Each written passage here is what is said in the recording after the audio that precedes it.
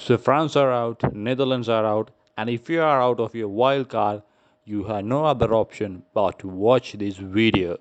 I'm pretty sure a number of fans, number of fantasy managers all over the world expected both Netherlands and France to go to the quarterfinals, but that didn't turn out to be the case.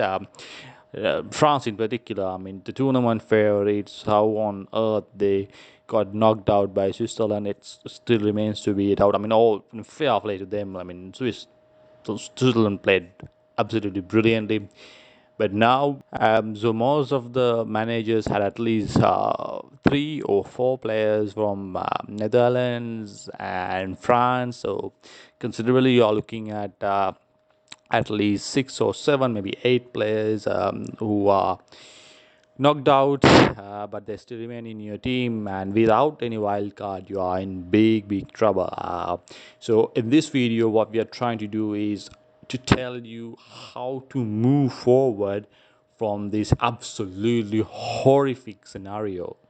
Before we discuss any of the potential players or strategies that we could use, let me first take a quick look at what our quarterfinal fixtures would look like. Because when you look at this now, with France out of the tournament, many people would put their money on either Belgium or Italy, given the fact that England have been, I mean, they've been a good side, but coming into the tournament, like when many felt it was either Italy or France, but Belgium, it's their golden generation that they have always been there. So, unfortunately, these people, Belgium and Italy, they'll be meeting in the quarterfinals. So that's going to be quite a big clash. And then you have Spain and Switzerland, which is going to be again an interesting encounter. We hope that there'll be goals in this one. And then you have England playing Ukraine. England, we hope that they'd go through, but I mean, before the round of 16, no one expected France to go out as well. So these are the first strategies. These are the sort of strategies that I'll be discussing today as to what players you should be including and how many hits. I mean, if you are ever gonna get, I mean, most people they're forced to take at least 1 or 2 hit, so that leaves you in a very difficult situation. So let's now talk about the strategies that we can possibly use to do well from this moment onwards. Strategy number one: go for a attacker from Switzerland, because they'll be playing against Spain, and you will probably have the time to take a look at the teams as well, because 1 hour or maybe 1.5 hours before the deadline, the teams will be out. So that will give you enough time to take a look at your options. Most people would probably be able to get some funds out of Mbappe and Karim Benzema, because they're both knocked out. Um, so investing on a Switzerland attacker could be very beneficial. I'm probably not gonna name names in this video. Probably in another video I'll uh, talk you through about the possible targets, the best options, and all that. But investing on a Switzerland attacker, it could either be a midfielder or a forward, could be very beneficial, given the fact that Spain have been leaking loads of goal as of late. Now, I still believe Spain would go through. I mean, this is a team that in Spain, very little, I mean, no one basically believes in them. No one expects them to go on and win the Euros. I mean, with all due respect, they have had some unbelievably good teams, but this team is not a team that is being tipped to win the Euros. So there's not much expectations on these guys, but I still believe there will be little too much for the Switzerland. But in this game, I believe there will be a loads of goals. So most of the managers already have a Spanish attacker, I believe. And So if you are looking for attacking options, you better go for a Switzerland attacker, because that could be one, that could be a differential, and two, with that leaky defense of Spain, there will be a lot of goal scoring opportunities. Strategy number two: do not touch on Belgium or Italy. Now uh, it's very understandable if one person thought that whoever wins that game could go on to win the Euros. That's I think it's a very fair theory, because I believe, my personal opinion, these are the two strongest team. I mean, with all due respect to England, um, so this is going to be a very interesting clash, and it's going to be a very difficult game. Uh, Italy should probably have the edge, because I mean, Belgium are a great side, but in the last couple of games they have had some injuries. KDB, don't really know whether he'd be playing. So, as a fantasy manager, the best option for you would be to ensure that you do not touch on that game. I mean, if you already have players, I mean, which I'm pretty sure you have, you keep them, but not to sort of include more players, unless of course you have wild card or you're quite free to play. I mean, there are only very few people who are left with wild card, because most of the people used it in the game week, match day 3. So that leaves a lot of guys helpless because of these exits from France and Netherlands. Um, so, in my opinion, I would not touch on Belgium and Italy. If I have some players, obviously I'll keep them because I have no other options. But in the case of KDB, who seems to be unlikely to take part in the tournament, I'm not really sure about it, but it didn't look really good.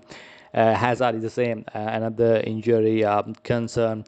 So Lukaku looks set to start as usually, but uh, I I would say, if you don't already have them, you shouldn't go to the trouble of having to maybe get a hit to include them, which I don't think is a very wise decision. Pile on the English defense. Now, England have been uh, with all these heat around teams like Italy, Belgium, and all these teams, even France before. England were always there. They were in the mix. They were never quite considered as the favorite, but most of the pundits would have had them for the semi-finals at least. Now they have a great opportunity to actually make a semi-final quite easy. They'll be playing against Ukraine. Of all the teams, Ukraine, they got really lucky to be in the round of 16. It had to be a late goal from Switzerland that helped them get through to the round of 16. But in the round of 16, they came out all guns blazing, and it was a tremendous performance against Sweden, who I think would probably feel unlucky, especially with that ridiculous red card. Um, but Ukraine would struggle to score against England. I mean, I'm not a miracle guy or something like that, but English defense is really good with Maguire in the mix. They'll be really strong, and it'll be very, even Germany, of all teams, found it difficult to score against them. So English defense is going to be a very good option, and Ukraine is a slightly unpredictable team. And if you could remember how they played against Austria in the final group stage game, it was a horrific display. Like, they didn't really create anything. They are great players, Sinchenko, Yarmolenko. These are the great players, but I think England would not concede in this game, because they're just too strong defensively. Strategy number 4. Well, a lot of people have been talking about Denmark. I mean, after the first two games, they look like they would be um, going home even before the round of 16. But fair play to them, they came out and played really well.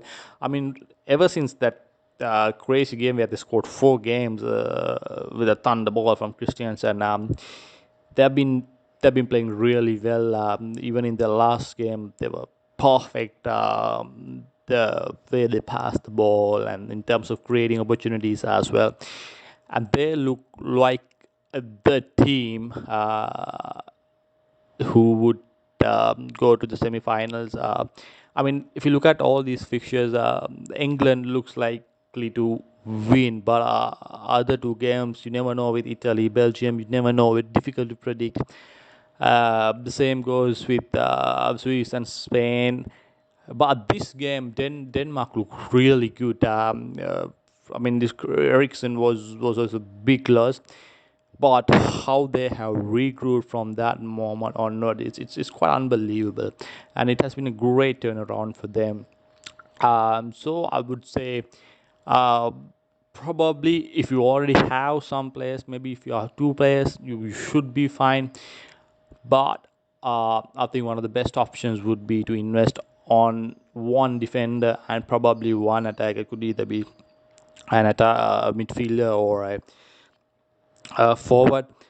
Denmark looks really good to go to the semi-final. Remember, when you are making these changes, especially if you don't have the wild card, you have to have an eye on the semi-finals as well, because the players that you select, if they get knocked out again, then you will find yourself in a really difficult situation where you won't be able to field players without getting a hit. So it's very smart strategy if you are going to go with Denmark, because as of now they look really good to go to the semi-finals. Strategy number 5. Now is time you should stop messing around with your captaincy. The great thing about the Euro fantasy is that you are able to make a loads of captaincy changes, unlike in the Premier League, where for instance you will have just one captain locked in for the entire week, and you have no other option. Although the Premier League these days, goes on from Friday to Monday, you will only have one captaincy option. But the great thing about the Euros fantasy is that you are able to make so many changes to your captaincy uh, during one match day, because games are being played for 3 or 4 days. But now we have come to the business, and the quarterfinals will be played within 2 days, which means you will only be able to make 2 changes. Obviously, the one a regular change that you'll be able to make, and then on the last day, the third. So you have to be absolutely certain about your captaincy pick. Most people, I mean, it really did pay off. Most people had gone for defenders, which is not a bad ploy, given the fact that, I mean, the Euros does give you an opportunity to take that chance. But then again, you come to the business, and it's the best that you go for the people who are most likely to score in this stage, because taking too much of chance with your captains wouldn't really give you an opportunity to sort of recover, especially in this stage. So it would be a very wise decision if you stick to uh, a very recognized attacker to get you the captaincy points. So with that, I include this episode of Euros Fantasy. I hope you enjoyed it. You can subscribe this channel if you want to watch more videos. And in probably one of my next videos, I'll be discussing about the potential players that you can have in your team.